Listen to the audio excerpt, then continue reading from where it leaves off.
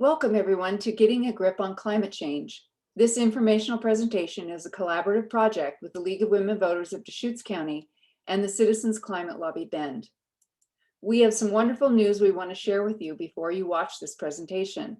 On April 1st, just 6 days after we presented the informational forum, the Energy Innovation and Carbon Dividend Act was reintroduced in the 117th U.S. Congress. There were some differences from previous versions, and we want to share those with you. This new bill has the same title, but was given an official number, HR 2307. The target for the previous versions of the bill was 90% emissions reduction from the reference year of 2016. This new bill has a target of net zero by 2050. As a matter of fact, the reference year for greenhouse gas measurements has been moved back from 2016 to 2010. This brings the act in line with other climate policies that are currently under discussion. Also, the regulatory pause that we carefully described for you in the presentation was dropped from this version of the bill. It was a barrier to some House members coming on board, and it was determined that more co-sponsors would be gained without it. And the carbon capture and sequestration provision was updated to include more facilities that will be able to claim the rebate for properly captured and permanently stored CO2. Since these changes happened after our original presentation date, they are not reflected in the presentation that follows. And I want to welcome all of you this evening to the program Getting a Grip on Climate Change. Looks like we have quite a full house and even have at least one pet out there. So it's going to be a very informative presentation put on by the League of Women Voters of Deschutes County and the Citizens Climate Lobby. I'm going to introduce Mimi, who is now going to introduce the other people who are giving their presentation tonight. And I think everybody has instructions. If you're not speaking, to please mute yourself and sit back and prepare to learn a lot. Thank you again for attending.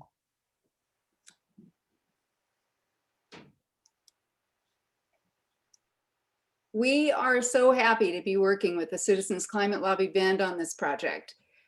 Here you see the members of the Joint Climate Action Committee. All of us are members of CCL Bend, and Helen and Claire are serving as co-chairs of that organization this year. Helen and Susan and I are all members of the League of Women Voters of Deschutes County, and we're still working on Claire. She may be joining us. No pressure. Helen and Claire are our speakers tonight, and they're going to introduce themselves in just a minute. But before we get to that, I'd like you just to take a minute and think about why you're here. Why does climate change matter to you? What is your personal stake in this issue? Now, keep those thoughts in your mind as we work toward a better understanding of where we are right now and what the possible solutions might be for our and our children's children's futures. We are literally under the gun when it comes to saving our planet. Using an updated 2020 model, researchers say that we'll likely cross the threshold for dangerous warming between 2027 and 2042. At some point, there is no going back, and even now we have very little time left to fix this. This issue is a priority for the national levels of both the Citizens Climate Lobby and League of Women Voters. And the members of LWV DC and CCL Bend, along with all the residents of Central Oregon, have a particular interest in environmental issues. Our lifestyle and economy rely on a healthy environment. Climate is so big this year with this current administration. This is a critical moment for Earth, but it's also a critical political moment that we can't let pass without action. We have an enormous responsibility right now, and we need to take it. So I want to start you off with an overview of where we're going to be going in the next hour. You'll see here the outline headings as sections throughout the presentation, and you'll be hearing and seeing lots of acronyms tonight. So I want to make sure you know what some of these mean. Right here on the outline, you see CF&D. That stands for carbon fee and dividend. That's the way we shorten the title of this bill and the meaning behind this bill. You're also going to see GHG in several places. That stands for greenhouse gas, just in case you didn't know. But before we begin, everyone should mute themselves if you haven't already, except for our speakers. And then if you want to get the most out of this presentation, be sure that you go up to view and click on side-by-side speaker view. I've pinned the two speakers, so during the presentation. You'll only see them, which is really kind of nice because they're going to be the ones doing the talking. If you have questions as the presentation progresses, please put them in the chat box. Susan and I are going to be monitoring the chat box continuously. And as questions come up, don't try to remember them. Just put them in the chat box. We're going to keep track of them. And then we're going to have a question and answer time at the end of the hour where we will try to answer them all if we can. Now I'd like to introduce our speakers, one of our speakers tonight, Claire Duval. She's going to tell you a little bit about herself. Great. So as Mimi mentioned, my name is Claire Duval, and I'm currently a co-lead of the Bend chapter of Citizens Climate Lobby. As a millennial from Portland, I grew up learning about climate change and its inevitable effects on the planet if we did not make changes. While my family switched to LED light bulbs and purchased a second-generation Prius, the U.S. announced its hesitancy with the Kyoto Protocol and left negotiations. In 2011, I headed to Santa Clara University in the Bay Area, where I realized both my love for travel and reign over a drought any day. My classes exposed climate injustices around the country and the world, such as the water crisis in Flint, Michigan, and the Great Pacific Garbage Patch, but no federal action to offset the scale of this damage. Graduating, getting married, moving back to Oregon, and beginning my fur family, I've had the luxury of exploring the natural beauty that Central Oregon has to offer for these past 3 years. But I ask myself on every hike, how long can this beauty outrun the effects of climate change?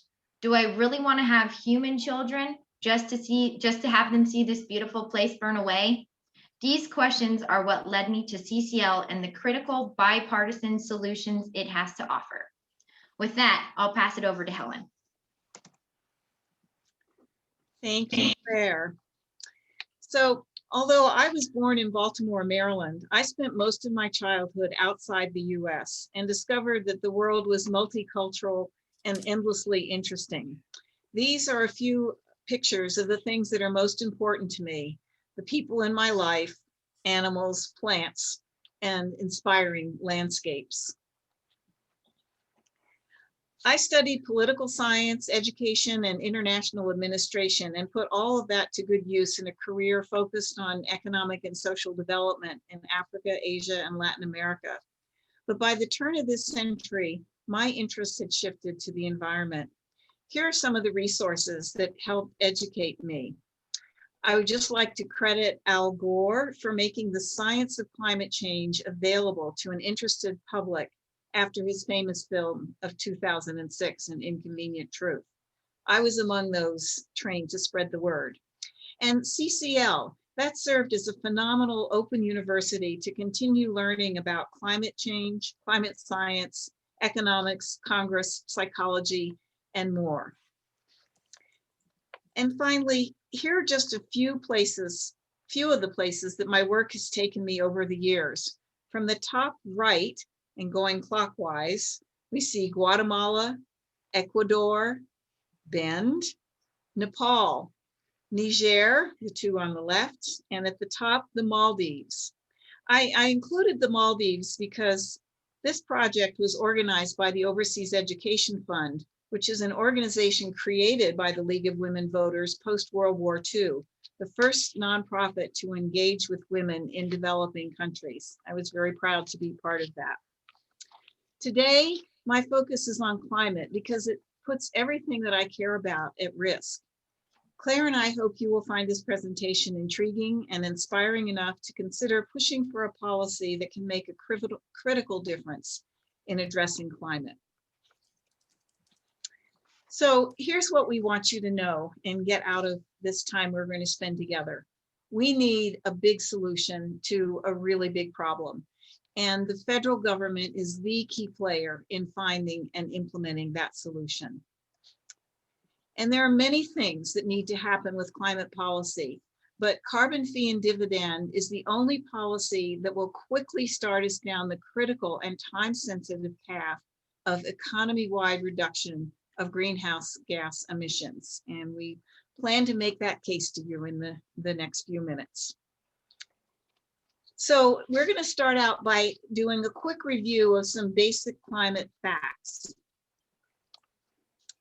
So to start with, we did experience the hottest years on record since humans began tracking global temperatures. 2016 and 2020 are the two hottest years so far.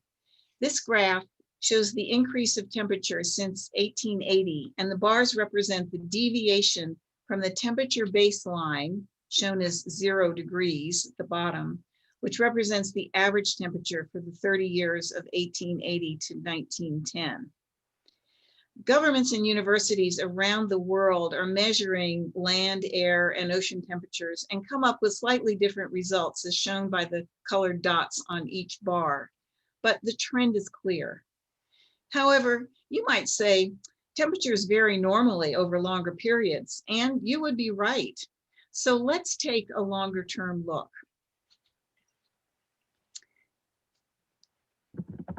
These charts are not showing temperature.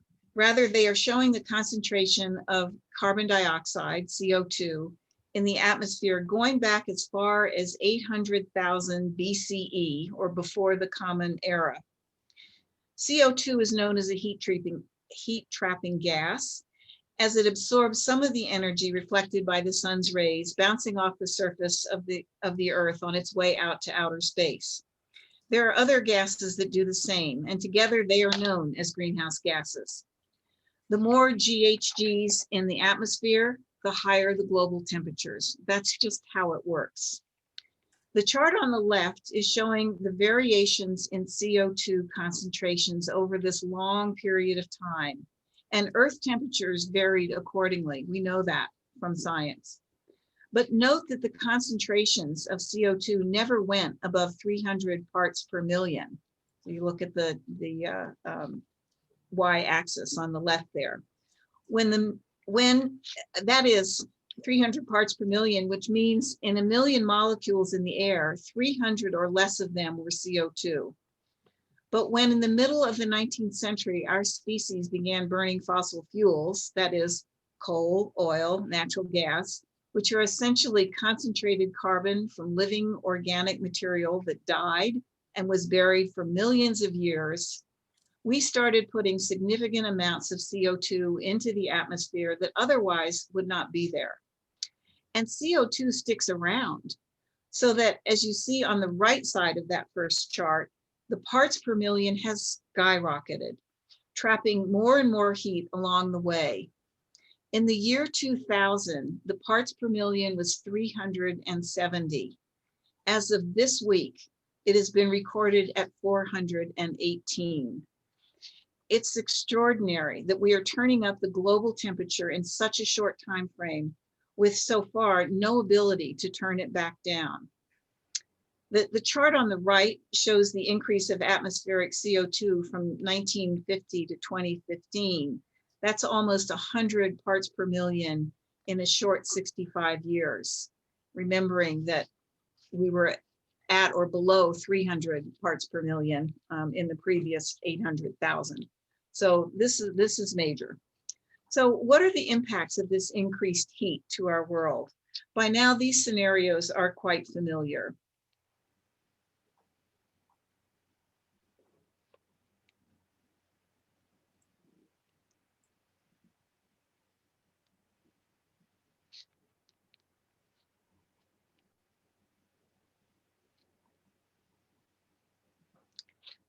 So here's the point. We need to respond to these pressures on our ecosystems by, for example, treating dry and unhealthy forests near human settlements, managing surface water so it's not lost in evaporation, restoring soil health on degraded land so it can capture some of the excess carbon in the air. But none of these efforts will pay off over the long term if we don't cut our CO2 emissions and draw down the current overload of CO2 and other greenhouse gases in our atmosphere. If we don't reduce emissions and the existing bank of GHGs, temperatures will continue to rise and degrade the ecosystems that we depend on for life. And it's not just natural systems that can be pushed to the breaking point. Our systems of governance and social institutions are unlikely to be able to manage these challenges. But here's the good news. there is a way to begin reducing these emissions, and a lot of good things will follow along. That's what we're going to look at right now, and Claire will take it away. Great, thanks, Helen. So next we will discuss the key elements of carbon fee and dividend policy. The overall goal of carbon fee and dividend policy is to achieve carbon neutrality by 2050. And what does it mean to be carbon neutral? In simple terms, it means that the sum of all greenhouse gases, or GHGs, we both emit and take out of the atmosphere should balance out to zero. Carbon fee and dividend proposes we achieve carbon neutrality by 1, rapidly reducing the amount of greenhouse emissions economy-wide, and 2, sequestering or capturing, storing the greenhouse gas emissions emitted into the atmosphere.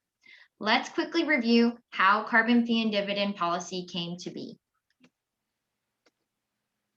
In 2006, British economist Nicholas Stern stated that climate change is the result of the greatest market failure the world has ever seen. In general terms, a market-based economy must value its products and services to reflect their true cost to society to run most efficiently. In most cases, the government prevents companies from claiming private profits without absorbing social costs.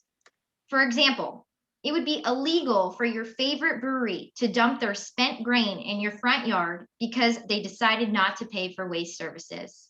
However, companies currently emit greenhouse gases without paying for the burden it places on society. This is what CF&D works to correct by raising the price of greenhouse gases to their true cost. CF&D is built on successful examples of taxing things we do not want and work to reduce or eliminate from our communities. A few examples include the tax placed on tobacco products in all 50 states by the 1960s, as well as the sulfur dioxide and nitrogen oxide tax implemented in the 1980s and the 1990s. This approach is market-based, effective, protects low-income families, encourages innovation, and has business, health, and economic benefits. Carbon fee and dividend was recently introduced into Congress as the Energy Innovation and Carbon Dividend Act. Formerly known as HR 763, the Energy Innovation and Carbon Dividend Act was originally introduced into the U.S. House and Senate in 2018 with bipartisan support. It was then reintroduced into the U.S. House in 2019, and we expect it will be again reintroduced into the new Congress early with a new bill number assigned. So it was HR 763, but the new reintroduction will have a new bill number. So next, our CCL volunteer Sophie Fetter will give an overview of the Energy Innovation and Carbon Dividend Act in this video. Please note that there are a few wordy slides at the end that you don't need to worry about. We will provide a recap after. Hi, my name is Sophie Fetter, and I'm a high school senior from Ann Arbor, Michigan. I've been involved with Citizens Climate Lobby for over a year now. I was fascinated by the economics of carbon fee and dividend. I've always had a passion for animation and video making, so I decided to merge my passions with my climate advocacy. I made this video to explain a basic outline of the Energy Innovation and Carbon Dividend Act. Enjoy. Right now in our economy, fossil fuels such as coal and petroleum often cost less than renewable energy sources such as wind and solar. Energy that pollutes more costs less, so companies use it despite clear evidence that burning fossil fuels will have disastrous effects on our planet. But this low price is deceptive. Current fossil fuel prices do not take into account the numerous negative effects of burning fossil fuels. For example, let's say that you live in the general vicinity of a power plant that burns fossil fuels. Because of the pollution from the power plant, you develop severe respiratory problems. You have to go to the hospital, which costs you money in medical bills. You may also lose your job because you are too sick to go to work. This is an economic cost put upon you and your family by the power plant, manifested in your loss of income and your medical bills. This negative social cost of burning fossil fuels should be included in the price of energy produced by that power plant. Climate change is already destroying housing, increasing severe weather damage due to flooding and drought, and crippling American agriculture. Climate change is projected to cause the mass migration of up to 700 million people. That is 125 times more refugees than those displaced in the crisis in Syria. The combination of all of these effects will be catastrophic for the U.S. economy. It is estimated that, if nothing is done about climate change, the global gross domestic product will fall by 30%. To put that into perspective, during the Great Depression, global GDP fell 25%. The only difference is that this GDP reduction would be permanent. If all of the negative effects of burning fossil fuels were added to the price of unclean energy, the price of fossil fuel energy would be massive.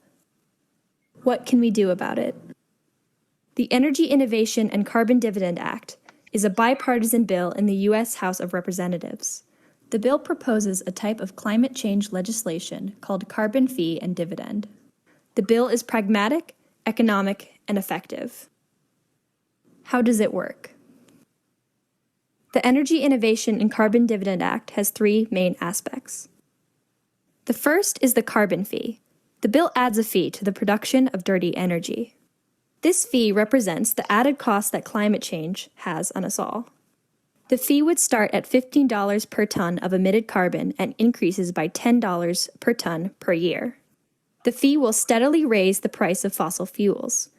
Due to the rising cost of fossil fuels, investments will naturally shift into renewables. It will gradually become cheaper to produce goods sustainably than unsustainably. The carbon fee addresses the problem at the source, instead of a specific part of the market, like a tax on gasoline or electric power. The second part of HR 763 is the dividend. We will all face many negative effects due to climate change. The dividend is reimbursement for those negative effects. The revenue generated from the carbon fee will be divided equally among all Americans, and a check will be sent to each household every month. The Energy Innovation and Carbon Dividend Act will cause an increase in the cost of products that have a high carbon footprint. The dividend offsets this increase in price.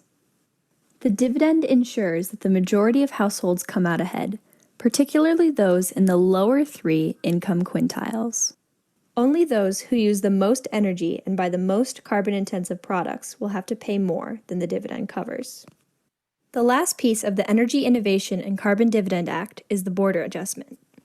Border adjustments work by adjusting how much U.S. companies have to pay to import or export products at the border. It works in two ways. When goods come into the U.S. from other countries, foreign exporters will have to pay an offsetting tariff. Let's say that another country is exporting steel. Whatever energy it took to produce that steel, they would pay the U.S. the carbon fee equivalent to its carbon content.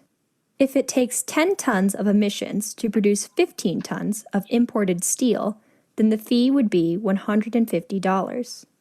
With the border adjustment, the net cost of steel from other non-carbon fee countries equalizes with U.S.-produced steel. The second way the border adjustments work is on exports. When the steel is exported across the border, U.S. manufacturers will get a rebate equal to the carbon fee they paid. Let's say that it costs $15 to produce 1 ton of steel in the U.S. When that steel is shipped over the border, American companies get a rebate of $5 back, so they can sell that steel for $10, the price that they would have sold it at if there had not been a carbon fee. U.S.-produced steel then equalizes with foreign steel.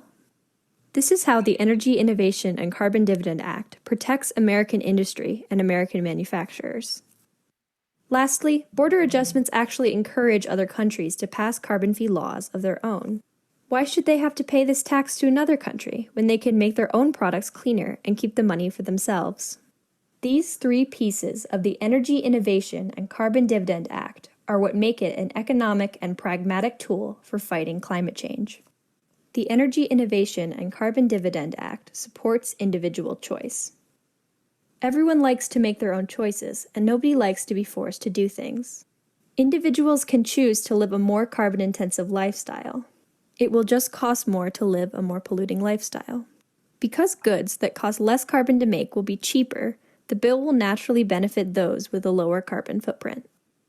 This creates an incentive for consumers to be more environmentally friendly and carbon neutral. This bill will improve health and save lives. It also puts money every month directly into people's pockets to spend however they see fit, primarily helping lower and middle-class Americans. The bill will create over 2 million new jobs, thanks to the economic growth in local communities across America. The Energy Innovation and Carbon Dividend Act is a free market solution. Understanding this is key to understanding the bill. The bill is not regulatory. It adds a price to carbon and lets the free market move us to renewable energy sources. The Energy Innovation and Carbon Dividend Act is a solution that works with the economy, not against it. The Energy Innovation and Carbon Dividend Act will cause a massive reduction in American carbon emissions. It is estimated that the Energy Innovation and Carbon Dividend Act will reduce America's emissions by 40% in the next 12 years, and 90% by 2050. A recent study by Columbia University confirmed the effectiveness of H.R. 763. Researchers state that under this bill, greenhouse gas emissions decline substantially, air pollution also declines, and electricity generation shifts to cleaner sources. They also stated that energy prices rise, but they do not skyrocket. The carbon dividend cushions energy price impacts. The Climate Leadership Council issued a statement on carbon fee and dividend on January 17, 2019. The statement was signed by 3,554 U.S. economists, including 27 Nobel laureate economists, all 4 former Federal Reserve chairs, and 15 former chairs on the Council of Economic Advisors. It is the largest public statement by economists in history. The statement says,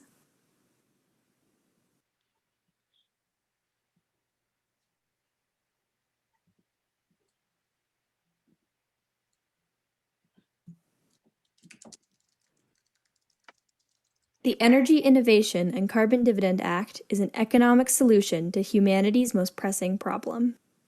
The bill will reduce emissions, grow the U.S. economy, and provide for low and middle income families, all while maintaining freedom of choice and growing American industry.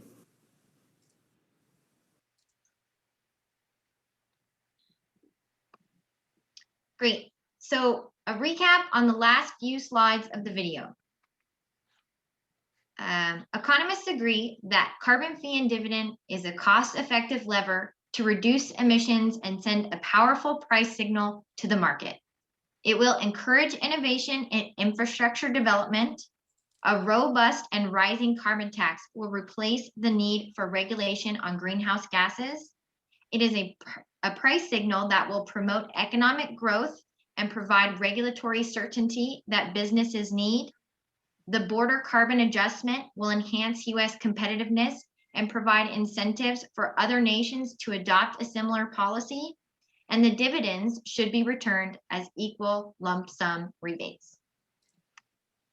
So Sophie gave you a great overview of the Energy Innovation and Carbon Dividend Act, but we wanted to retrace her steps to take a closer look at each aspect of the policy, starting with the fee and dividend portion. So first, a CO2 fee is charged at the source on greenhouse gas emissions for oil, coal, and natural gas. This will increase the price of fossil fuels and carbon-intensive products and make climate-friendly products and low-emissions transport more competitive. Next, revenues gained from this fee are evenly distributed among households, which includes both citizens and legal U.S. residents as dividends. Because this is a flat dividend, low-income individuals and families will profit from these payments. Lastly, the dividends provided flow back into the economic cycle as the majority of households will have net neutral or net positive buying power. As the fee on CO2 will increase over time, businesses and households have the incentive to produce and buy low emissions products, helping us reach our climate goals. In parallel to the fee and dividend portion of this policy, We also have the border adjustment and regulatory pause elements to quickly review. The border adjustment will take effect when the US is trading with a company that does not have a carbon tax. Any imports will have a levy applied to ensure prices are not undercut by similar US made products. Any exports will receive a rebate to allow for competitiveness in a foreign market. A regulatory pause is also included in the policy, meaning that EPA will not regulate greenhouse gases subject to the carbon tax for 10 years. If the emissions targets are not met within this time, the EPA will be directed by Congress to begin regulating them. It is very important to note that the EPA rules that do not directly regulate the covered greenhouse gases in the Energy Innovation and Carbon Dividend Act will still remain in effect.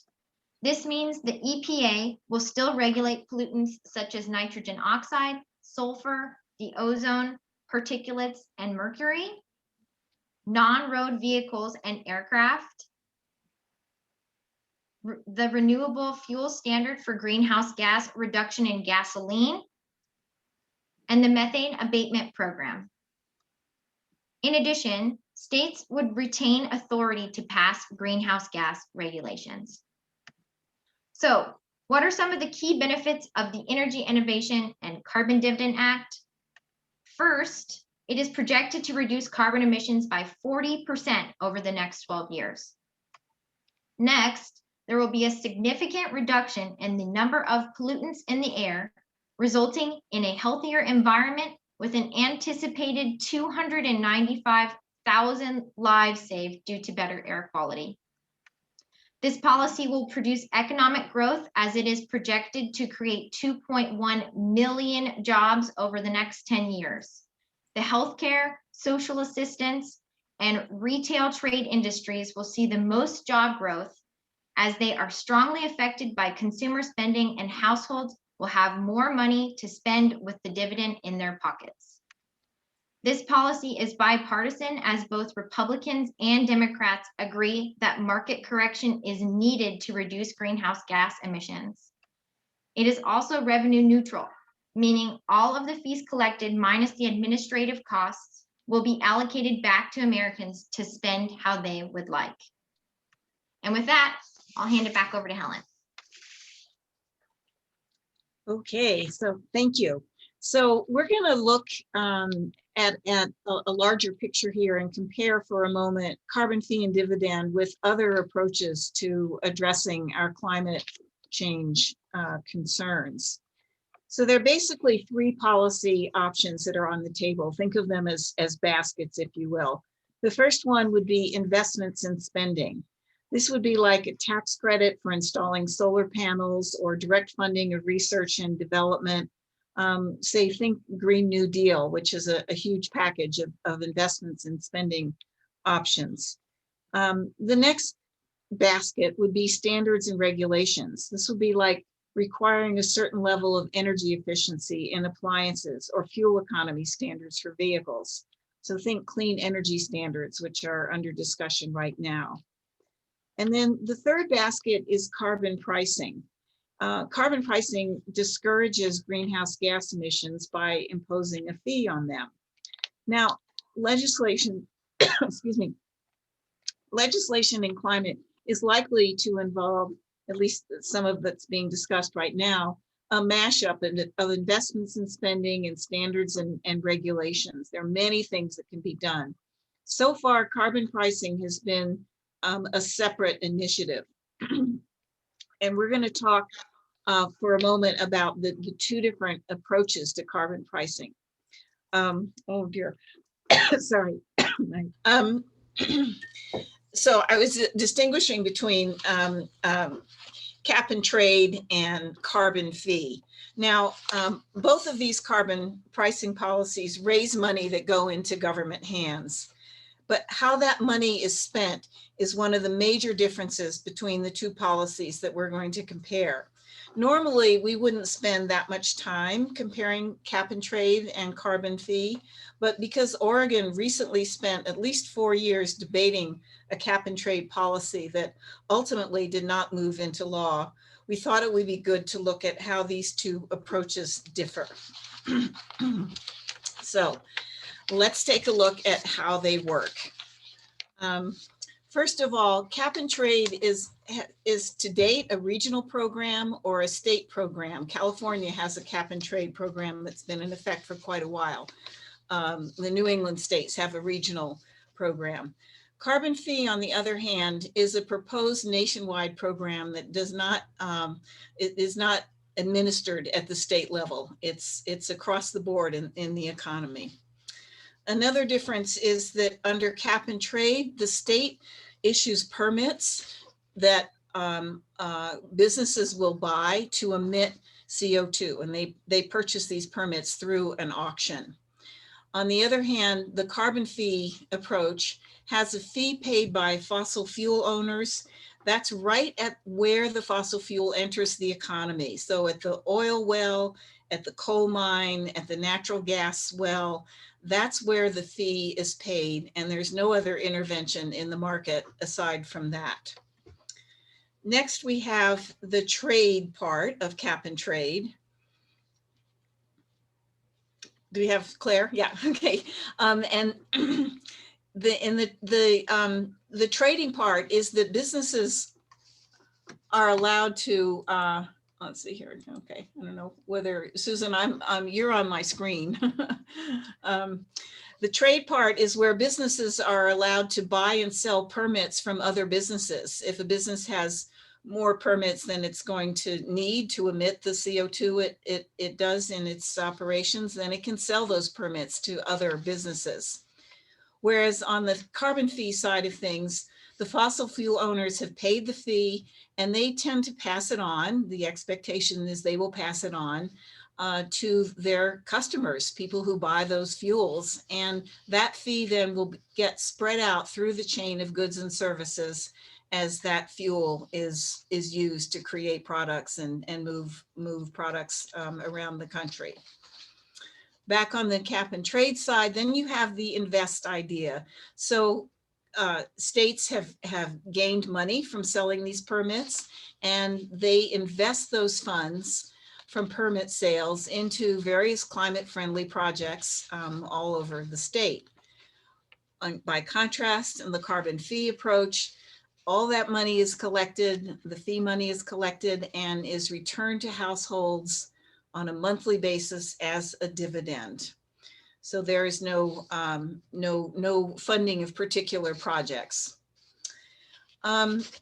Back to cap and trade, the idea is that emissions based on permits are intended to be predictable, because the state can decide this year we're going to have one level of CO2 emissions, and next year we're going to ratchet it down, and the year after that we will ratchet it down, and there will be fewer permits available, and companies will have to start changing their supply of energy to be able to accommodate less permitting.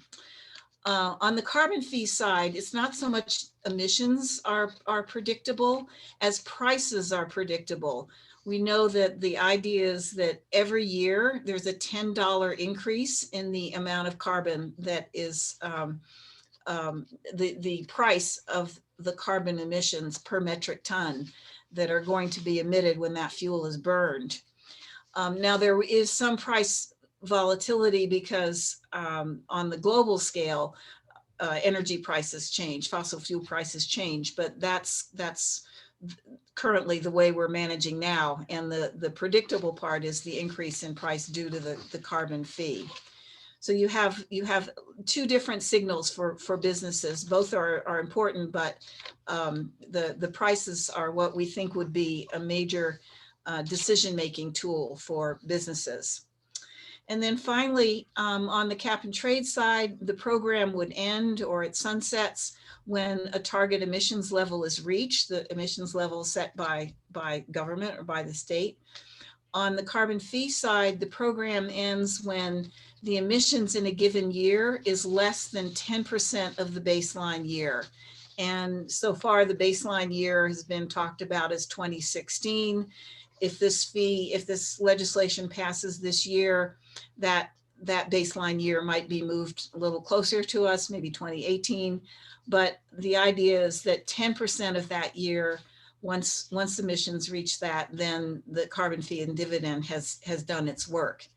And the expectation is that that figure would be reached sometime in close to the year 2050. So let's just recap what are some of the key differences between these two approaches. On the cap and trade side, it's the state that sets up operational structures, relatively high administration. They're managing an auction process. They're doing that every year, and then they are deciding how to allocate that money. On the carbon fee side, the Treasury handles the dividend as a monthly check. There's nothing new needed. It's very low in administrative costs. They're doing it right now. This is something that we can do. On cap and trade, it's the political process that allocates the revenue. And as you can imagine, there are many good uses for this kind of revenue that comes to the state. And it's a bargaining process, and it's a sausage making process to figure out where that money goes. On the carbon fee side, you avoid all of that. There are no politics. Revenue is sent to the households, and particularly important is that low-income households are protected from energy increases by the dividends. On the cap and trade side, only designated industries participate in the power sector, energy-intensive manufacturing.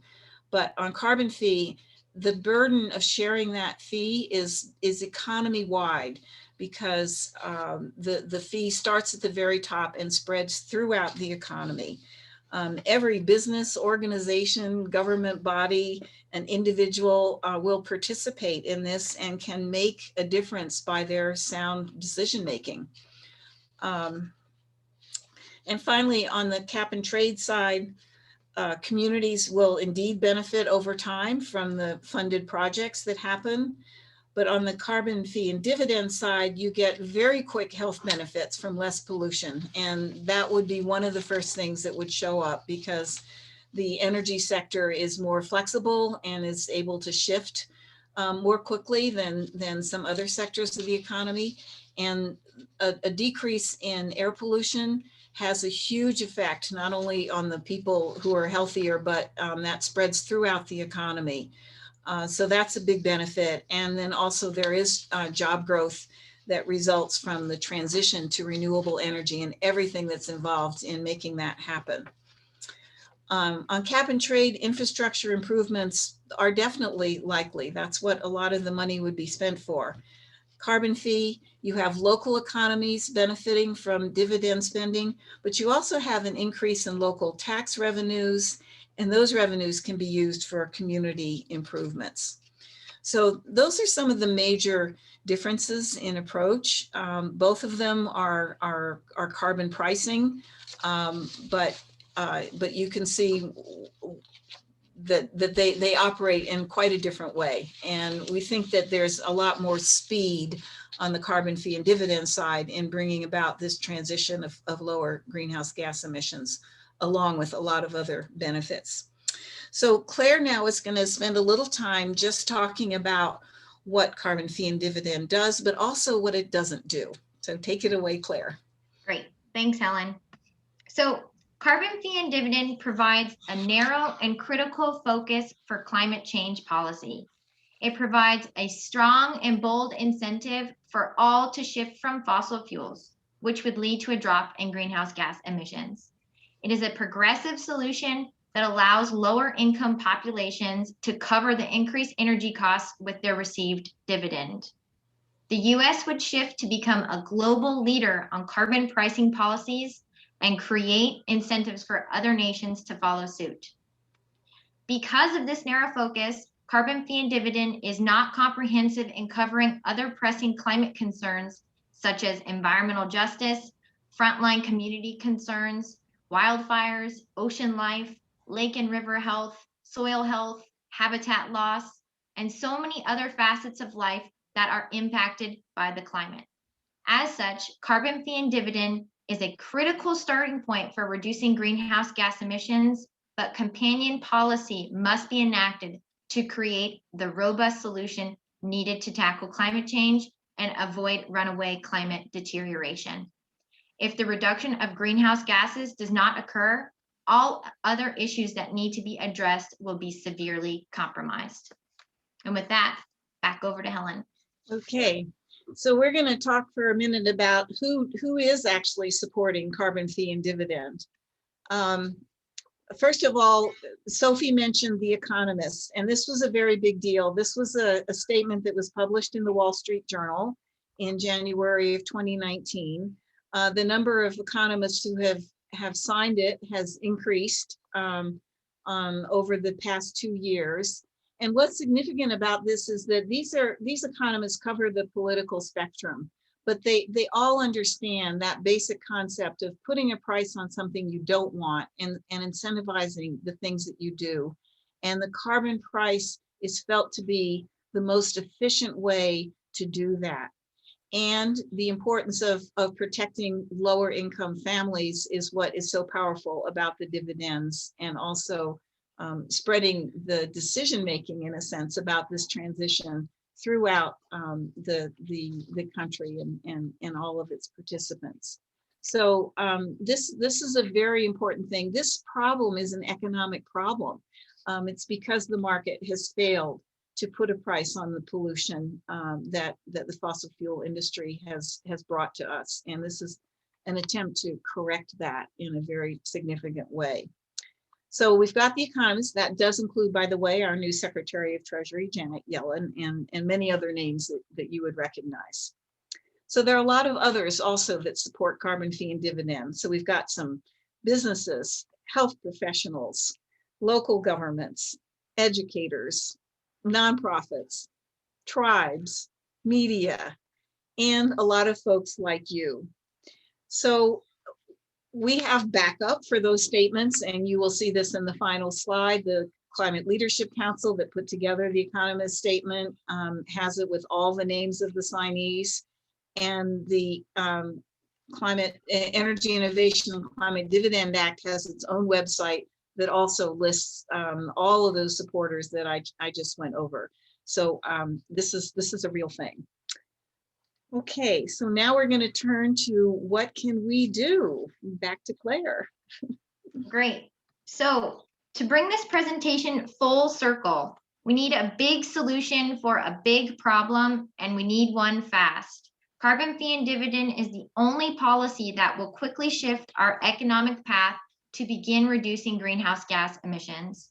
This policy will send the correct signal to the market and allow businesses to do what they do best: create and innovate for a better future. So what can you do right now? You can call, email, and write to your federal representatives to hold them accountable for effective climate action. You can join the League of Women Voters efforts at the state and federal levels to advocate for smart climate policy. You can follow the Energy Innovation and Carbon Dividend Act's progress.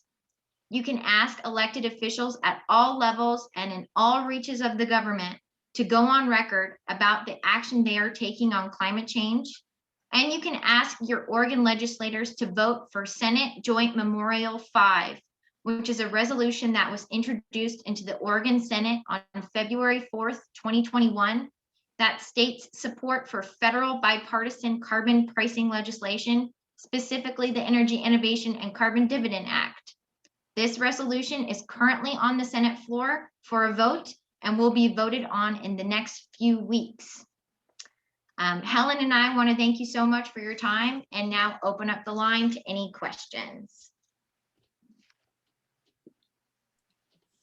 So I'd like, if we are going to, are you going to quit sharing, Claire? Sure. Then we